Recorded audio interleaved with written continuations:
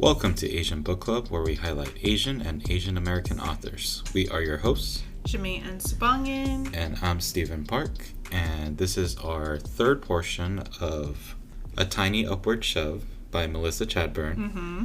And I'm finding out very quickly that this book is not super happy, super duper, and happy smiles and everything. I mean, it hasn't been happy from the very beginning. I was kind of hoping that when we started the book, when we started off with this super fantasy realism thing, that maybe we would get something more lighthearted, like something where this Aswang character is playful, kind of like, I don't know, Jiminy Cricket's not great, or Jiminy Cricket? Jiminy Cricket's not great, but like more of that, like something on your shoulder kind of hanging out. But this one's just kind of like a very dark story. Yes. It started making me think, though, like besides like normal things that make you sad and make you want to cry in movies, I feel like I have very specific triggers for things that just make me unwillingly just start crying. Like beyond tearing up? Yeah, absolutely. So do you have any triggers that you know? Not like bad, negative things that are genuinely deep down, like rotting kind of crying, but stuff that just like, if you come across as like a commercial with a dad playing with a kid or something, it makes you bawl. What I think about is like shorts, like Disney shorts, where anything with Filipino or Filipinx culture, like it makes me homesick and it makes me want to experience those things again. So for example, this past Christmas they released one with the parole and with their grandmother and a grandchild who wanted to stay like connected through the parole until the grandchild grew too old to want to do that, and like that made me get very teary. So that's really funny because that made you get teary because of the nostalgia for home. Yes. That one made me cry because of the grandmother. That's my trigger. And I know you've seen me experience this, but anytime something with a grandmother happens, like whether it's happy or it's really sad, which usually like almost all movies or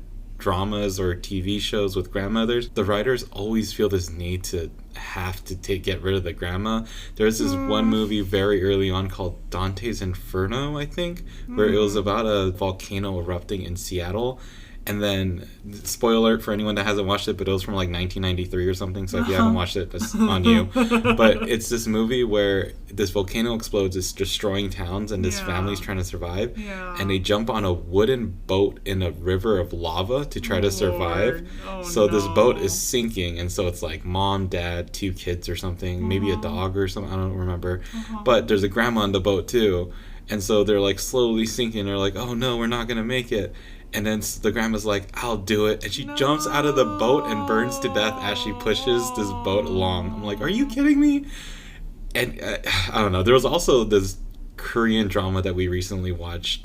I think it was called Hometown Cha-Cha-Cha. Yeah. And it's very cute. It's very sweet. This is a little bit of a spoiler alert as well, but it doesn't really ruin the story too much. But this very sweet grandma of the town, she appears. She's like very lovable. She's very like, I don't know, you want to love her, right? And I remember saying to you in the very beginning of the show, I'm like, this lady's gonna die, I know it. And then like towards the end she passes away, and like for some reason, well, I kind of know the reason. It's because I loved my grandma so much and she was such a big part of my life. But when she passed away, I like ran off to the bathroom and I like grabbed our cat so I could hug her, and I just like started crying in the back, and I was hiding because like I wanted to watch the rest of the show, which wasn't bad. Like her passing wasn't a bad thing. It was still happy times kind of thing. It was still like they were still celebrating her life and what she did for the town. Right, but I like could not stop crying for like a solid 20 minutes or something. But yeah, the parole, I still can't say it. The parole one still got me. That one was a really big tearjerker. Yes. Some people, the thing that gets them is when a soldier or someone will come home from their departure. Yeah. And the dogs will greet him at the door, and then the dog knows exactly who the person is, and then people will cry at that. I'm like, that's never gotten me. But give me a good grandma story and it'll destroy me. Anyways, if you're looking for something to liven yourself up, probably won't tear you up, but definitely give you a little break from the seriousness of this book. Yes. We are going to give you our recommendation for the week. So for our recommendation for the week, we're recommending a YouTuber named Inca Lamb. Inca creates food and cooking related content, and my favorite videos are the desserts and the solo karaoke in Taiwan. What I enjoy most about Inca's content is the lightness for the most part and the realness as well. There is no hiding when Inca can't find the right ingredients. There's no hiding when Inca is struggling to create the food. Instead, Inca is very honest, but also tries to chug through, regardless of the obstacles. And it all just looks very fun. It makes me feel as though I can do it too, even though I've never tried any of these recipes. You can find Inca's work on YouTube at Inca Lamb, and you can follow Inca on Instagram at IncaTYLamb. And that's our recommendation for the week. Okay, so we are on our third read of A Tiny Upward Shove by Melissa Chadbourne. What do we know so far? From the last read, we know that Marina is in the Pines, which is a government-run foster care system. And we know that she ended up there because Mutya made really terrible decisions with the men that she decided to have romantic relations with. And she was found by the police, and then brought to CPS. And now Marina is stuck. And so now Marina's in this group home kind of environment. Yeah. They call it the Pines. And she's learning how to adjust and to somewhat survive within this new world that she's living in. We also have the Aswang, who is appearing still in between most chapters. But also the story, I don't know. We'll talk about it when we get there. But the italicized stories are interesting. And before we get into this, just know that in this third quarter read, similar to many parts of this book, content warnings are mentions of sexual abuse, child abuse, and rape, and some of it is very graphic, so please take care while reading through this part. Yes, this is very rated R material for young kids too. I would not recommend you reading this with your young child or young adult or anyone. But let's go through what we've kind of learned from this third read. Yes. So we broke these down into phases because there is a lot of back and forth in terms of the timeline. Like Steven mentioned earlier, the italicized portions are also very interesting in that it's kind of broken away from the timeline as well. And so the first phase that we see in this grand scheme of things is that Mutya and Lola are both trying to gain custody of Marina, but are failing to do so. Right. And we kind of get a really good glimpse of this when we enter page 180, which is Acorn Cottage. And it starts off with the three different perspectives of how each person between Mutya, Marina, and Lola are seeing the now incident of Marina in the Pines. Yeah. So it kind of shows, because one of the questions I had last time was, like, how did Mutya feel with all this? Like, what was she doing? Right. And it kind of shows that Mutya was pretty broken up by this. Like, she wanted to get Marina back. But she's still doing the same thing. She's not really fixing the problem. Right. Instead, she's still in idealism land, and she wants Marina to return to her without doing the actual work. So let's go into that relationship a little bit, because there is a point where Mutia may not be doing the work that is requested by the people that are trying to get her back in touch with Marina. Yeah. But there's that part where Mutia is trying to call, send letters, and keep in contact with Marina. But this is where we see the rejection of Marina on Mutia. Like, she no longer wants her there. Right. It seemed interesting the way Melissa wrote it out, because we get that first part where Mutia is physically reaching out, but then later on, I think it's a couple chapters down the road, we then get Marina's point of view, where it shows Marina receiving these calls, then receiving the letters and then ignoring them. So we kind of get the answer to the questions that may have been brought up of, when Mutia's writing this, what is Marina thinking? Right, definitely.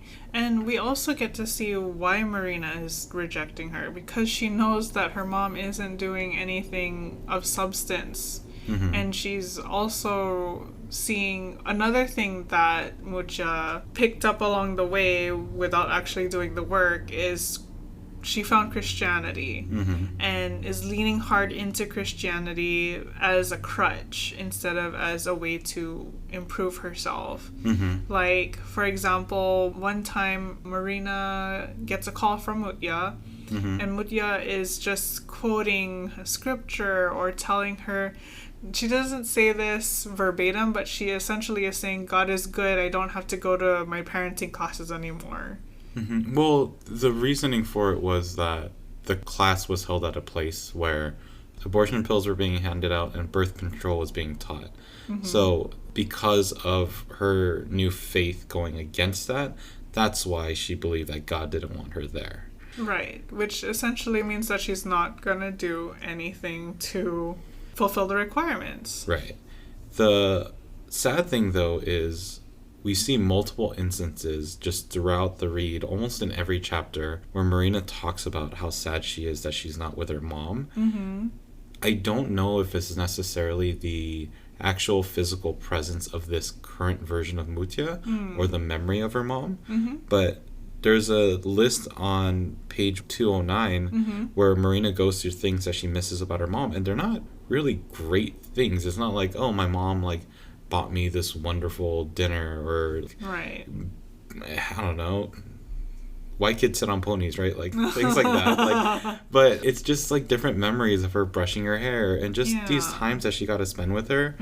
The whole reason for that call where Mutia is kind of talking about herself and Christianity and scriptures, it originally stemmed from Marina being so sad that Alex wasn't talking to her, that she felt like she needed someone to talk to, and that was her last resort. Right. And even at that point, she still didn't get the motherly care that she wanted. Right. Then we also see on page 258, there's a direct quote from the book where it says, "The truth was, Marina would rather be back in that apartment with all the roaches with Ma." So a lot of different times where we see Marina just looking for love and for caring. Right.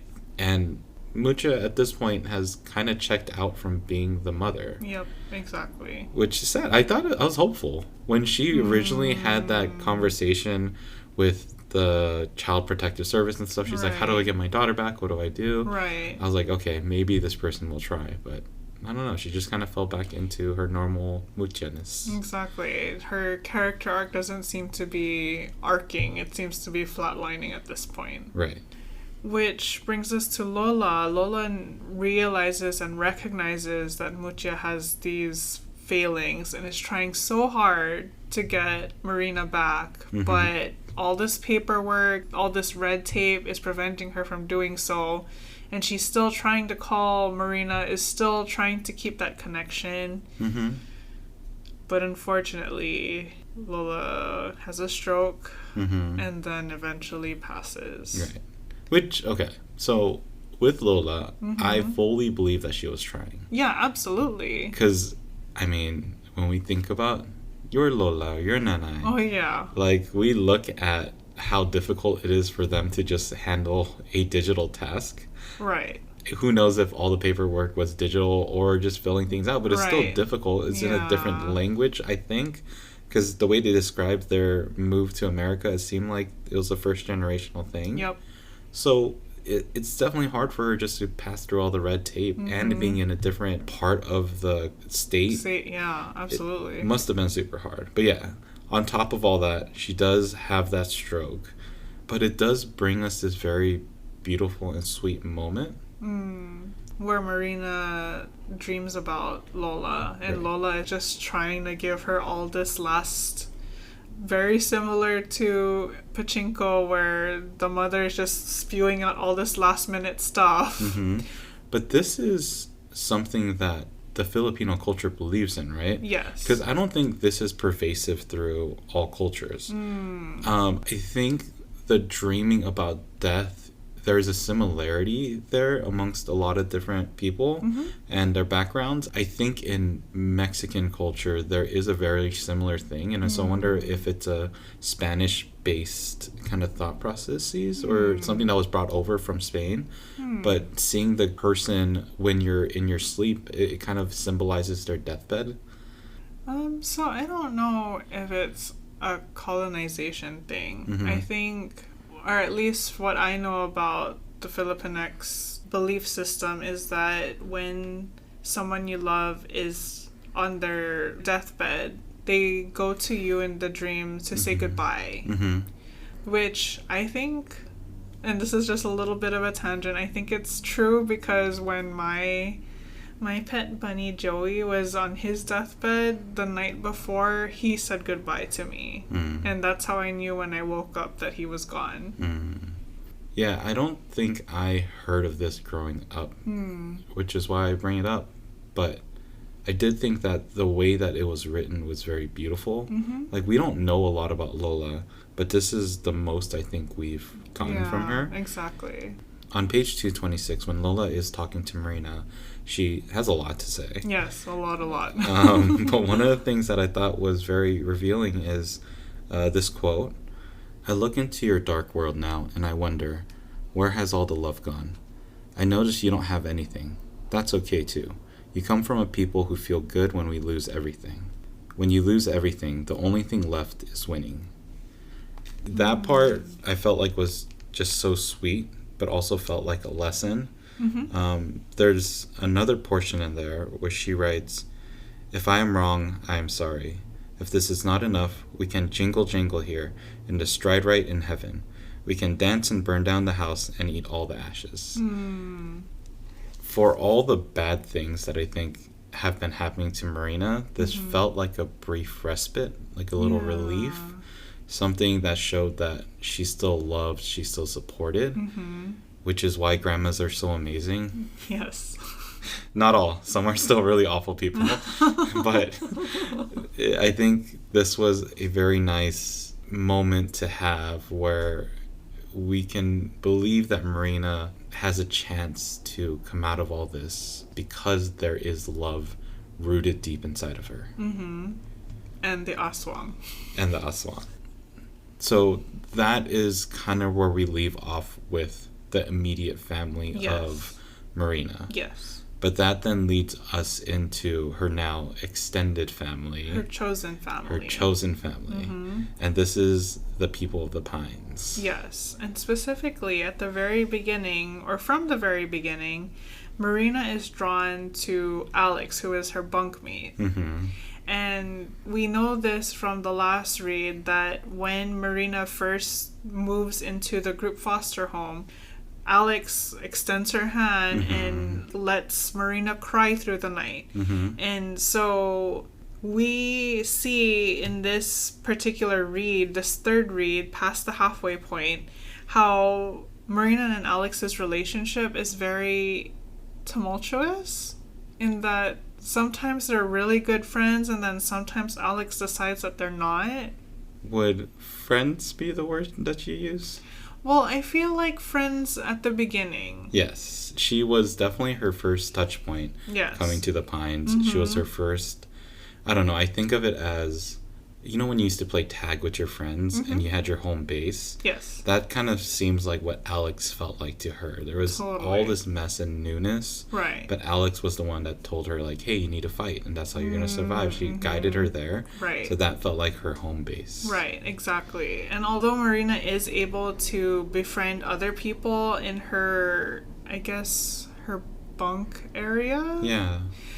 She is still most comfortable and closest to Alex. Right. Which then brings us the drama that will happen later. Yes. But one thing that Melissa does is dive into Alex's story and how she ended up at the Pines. Right. Her origin story is terrible to say the least. And this is where all the content warnings start to play into. Yeah, so I felt like the content warning has... This whole book is content warning. I know, but like the heaviest, most detailed portions are in Alex's origin story. Also, at least in this portion. Some of the saddest parts are in this portion as well. Yes. So we learn early on that Alex was adopted at first through a church program, which means that we don't know how it was legalized, I guess, because it didn't seem like the adoptive mother had an attorney. Well, it was all very legal because it was contractual, and I think churches always have this separate set of rights to them. True. But this was the option for someone who was Canadian. I felt like there was something about her race that was also hindering, maybe not hindering, but making it harder for her to adopt. The person's name was Sabina, the adoptee mother. Adoptive. Yeah. Yes. She's Canadian, she's black, and she's adopting this white child. Right. And although she took really good care of this child, there is a stipulation in the contract that says if within 6 months the birth mother wants to take the child back, they can. Right, which Sabina specifically asked the church if that was going to be something that happened and what would happen at that point. Right. And the church was like, oh, this never happens. Usually it doesn't, right. Yeah. Unfortunately for Alex, it does. Right. The mother takes her back, doesn't even listen to Sabina about like what her needs and wants and likes are. She just says, I can take it from here, and just leaves. Which was so sad because there's a portion in this book where we look through the lens of Sabina and see how much she wanted this, how much she prepared for. Yeah. They constantly refer back to that cat-eared beanie. Yeah. And it was just so sweet and so caring for how much she wanted this child. And for that all to be taken away from her. Yeah. And knowing that Alex ends up in this home, we know that it's not a great outcome. Whereas with Sabina, it seemed like something that was very plausible. Yeah, exactly. It looked like Alex could have lived a much, much better life. Right. But unfortunately, when her birth mother takes her back, she takes her back into a home life where the mom, Lauren, doesn't treat her like a child. She sees Alex and sees failure and sees her other child, who she calls LJ for Lauren Jr., as this star person. She not only doesn't treat Alex like a child, she doesn't treat Alex like a human. Right. She puts her in a corner.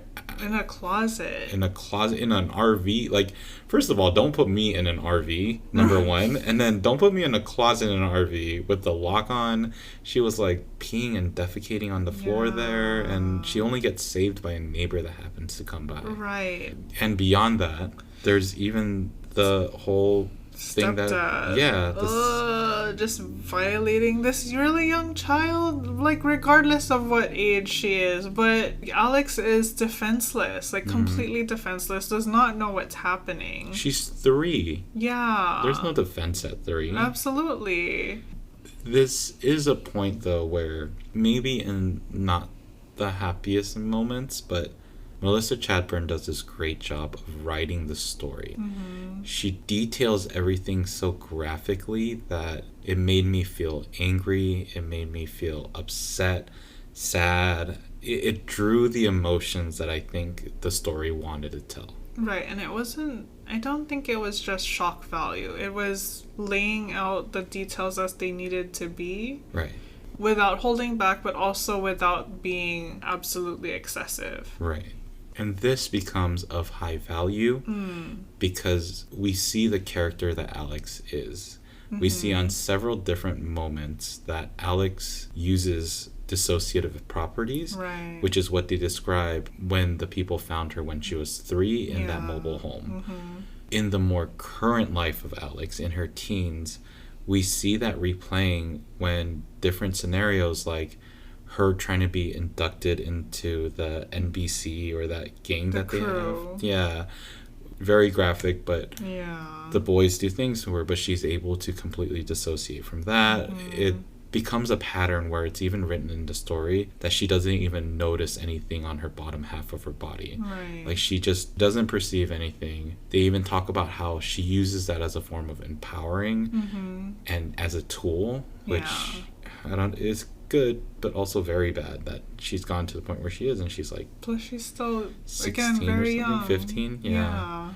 Yeah, which leads us to Marina and Alex and this relationship. Yes, we start to see that Marina is admitting to her admiration and infatuation with Alex, which is being received and brought back. Like, Alex also cares for Marina, and I would say has some form of affection to her. Totally. And I think that there is an affection for each other. However, because of Alex's disassociation sometimes, she also yo-yos away sometimes. Yeah, I think Marina's is much more of a love, like a true, if not first love, an actual love towards Alex. Whereas I think for Alex, she may not see it the same way. Right. It seems more playful to her. Right. And I do think that she cares for and maybe loves Marina. Maybe. But I don't know if that sense of companionship is something that is really available in Alex right now. And I think that's where the backstory and all the traumatizing words that are associated with it are so vital, because then we understand, like, okay, this is why Alex is the person that she is. For sure. Which then leads us to Marina and being influenced by Alex. Like, she sees Alex as being cool. She sees Alex as being confident. And so when Alex continues to encourage Marina to do the same things for money and to sneak out of the pines, Marina starts off unwilling to do so, or at least is a little hesitant, until she starts finding herself leaning into it, because otherwise the life in the pines is so monotonous that she needs to break it up somehow, and this is her way of breaking it up. Right, because even when Alex isn't involved in her life in these brief spurts and moments, we see that Marina still sneaks out. She still goes and smokes. I think she even goes out and solicits sometimes. But it's definitely the intro to all this, both the pictures and then kind of leading into where she finally starts becoming more of a sex worker, is collaborated, if not persuaded, by Alex. Yes, exactly.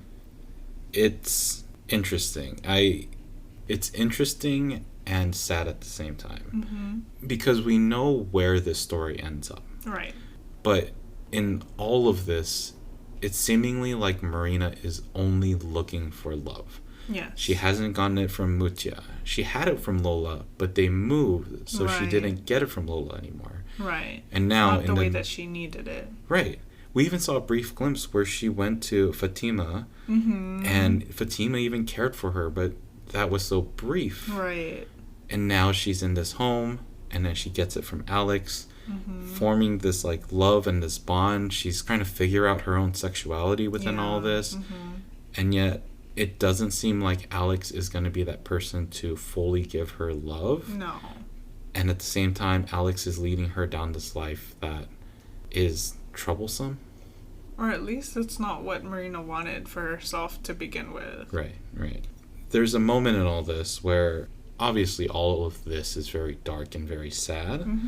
And I think it encompassed maybe what I could see in Marina, but it was such a short, small detail within everything that we read. Yeah. But it was on page 243, and what it said was, quote unquote, "She needed just a minute to tuck away her heart. And I felt like those words hit so heavily when I was reading, but it seemed exactly like what Marina was trying to do was hold herself together. Right. And not have to think about what she's doing, but thinking about what she needs. Right. And then come the aswang. Yes, now we're like fully back to the aswang. At the last italicized portion, yes, the aswang has been stuck in this closet for many, many chapters. Right, because I was going to say, we got to page 211, and this was one of the italicized parts. And they were talking about Josie and Jan. Mm-hmm. It's like, who the heck are Josie and Jan? Exactly. And what the heck are they doing? Exactly, but it was leading up to Willie's next victim, who, similar to when Marina was picked up, was ill at ease from the moment they arrived in the car and was like, I don't want to be in this, but I'm this far out. What else can I do? Mm-hmm. And Willie keeps luring. Mm-hmm. And now the aswang is like, they're out there. Yes, the aswang is ready to strike. Mm-hmm. They are waiting in Willie's mobile home, I think. Yes. Yeah, so the aswang is ready and seemingly willing. Yes. But that's where we kind of leave off with all this. Which brings us to our predictions. Right. It seems like we still have a lot of ways to go. How old was Marina when she was taken by Willie? Was she 16? I think she was 16. Okay, so it's only like a year away. No, she's just turned 16. Or she's about to turn 16. Oh, okay. So we're there. Yes. Wow. I'm going to quote something that's not only in the book, but also said in real life. Mm-hmm. But Susmaryosep, this book is dark. It is very dark. So my prediction, I'm hoping that the aswang is going to do something super, super, super wild. And probably graphically detailed? I'm pretty sure it's going to be graphic. I'm pretty sure it's going to be gory. Right. But Marina deserves to have her vengeance. Right.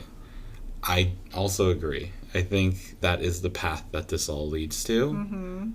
But I see that happening more towards the middle of our next read. Mm. So not at the very end of the book. Totally. So then the question is, what happens with Marina? Because if this is the timeline that we have formed, then we know that she's not emancipated yet. We know that she should still be at the Pines? No. So we know that the aswang came in because Marina dies. So Marina's gone. But I thought this would revive Marina?